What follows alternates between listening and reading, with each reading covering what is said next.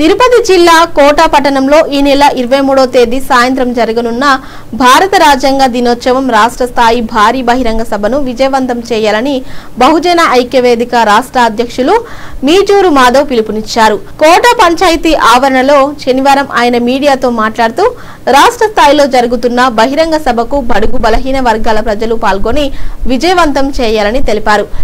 ఈ కార్యక్రమానికి కేంద్ర మాజీ మంత్రి డాక్టర్ చింతామోహన్ తో పాటు అధిరథ మహారథులు విచ్చేయాలని కోరారు. నా పేరు దాసరి సుందరము, బహుజన ఐక్యవేదిక రాష్ట్ర ఉపాధ్యక్షుడిగా ఉంటున్నాను. రేపు అనగా 23/11/2025 తారీఖున ఆదివారం మధ్యాహ్నం 3 గంటలకి కోటలో, తిరుపతి జిల్లా కోటలో జరిగేటువంటి ఈ రాజ్యాంగ దినోత్సవ సందర్భంగా ఈ బహిరంగ సభకు వేలాది మందిగా తరలి రావాలని, భారత రాజ్యాంగ స్ఫూర్తిని ప్రతిష్టాత్మకంగా కోటలో తెలియజేయాలని, మరి తెలంగాణ రాష్ట్రం నుంచి మంత్రివర్యులు వివేక్ గారు, మరి మన తుల్లుబుల్లి అశోక్ బాబు గారు, ఇంకా మొదలగు వారందరూ కూడా చేస్తున్నారు. ఈ సభకు వేలాది మందిగా తరలి వచ్చి జయప్రదం చేయవలసిందిగా కోరుతున్నాం. జై భీమ్. రేపు నవంబర్ 23 ఆదివారం మధ్యాహ్నం 3 గంటలకు గొప్ప బహిరంగ సభ జరుగుతుంది. బహుజన ఐక్యవేదిక మరియు మాల సంఘాల జేఏసీ ఆధ్వర్యంలో ఈ సభ జరుగుతుంది.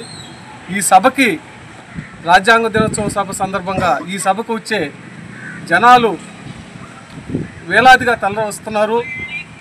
మేము ప్రతి గ్రామంలో కూడా మా వంతు కృషి ప్రతి ఒక్కరికి డోర్ టు డోర్ తట్టి తెలియజేయడం జరిగింది. ఖచ్చితంగా వేలాది మంది సభకు వస్తారని కోరుకుంటున్నాం. రాష్ట్రంలో 5 సభలు పెడితే మొదటి సభ కోటలో పెట్టడం జరిగింది. దాని కారణంగా రాష్ట్ర మహాసభ అయింది. ఇది ఒక్క జిల్లాకో 2 జిల్లాలకో పరిమితం కాదు. అయితే ఎంత వర్షం వచ్చినప్పటికీ, ఎంత తుఫాన్లు వచ్చినప్పటికీ మేమైతే ఈ సభని జరిపి తీరుతాం, తగ్గేదే లేదు. కాబట్టి ఈ సభకి ఎంత వర్షాలు వచ్చినప్పటికి కూడా, తుఫాను వచ్చినా సరే ఎక్కడ కూడా ఎవరు ఆగద్దు. దయచేసి మన బిడ్డల భవిష్యత్తు కోసం జరిగే ఈ సభలో ఖచ్చితంగా అందరూ పాల్గొనాలి, అందరు ప్రమేయం ఉండాలి. అదే కాకుండా రెంజేళ్ల రాజేష్ గారు ఈ సభకి ముఖ్య అతిథిగా వస్తున్నారు. తెలంగాణ మంత్రివర్యులు గడ్డ వివేక్ గారు వస్తున్నారు, విజయ్ కుమార్ గారు వస్తున్నారు, తుల్లిబిల్లి అశోక్ బాబు గారు వస్తున్నారు, వెంట్రపాటి శ్రీనివాసరావు గారు వస్తున్నారు, ఇంకా చాలామంది చింతామోహన్ గారు వస్తున్నారు. వీళ్ళందరూ కూడా గొప్ప గొప్ప నాయకులు. ఇది కోట నుంచే పునాది అయ్యి కోట ఢిల్లీ కోటను దాకుతుందని మేము ఆశిస్తున్నాం. ఈ ఢిల్లీ కోటను కదిలిచేటట్టుగా కోట సభ ఉండబోతుందని చెప్పి తెలియజేసుకుంటూ చుట్టుపక్కల గ్రామాల్లో ఉన్న ప్రతి ఒక్క బహుజనుడు ఈ సభకు రావాలని కోరుకుంటూ జై భీమ్. జై భీమ్.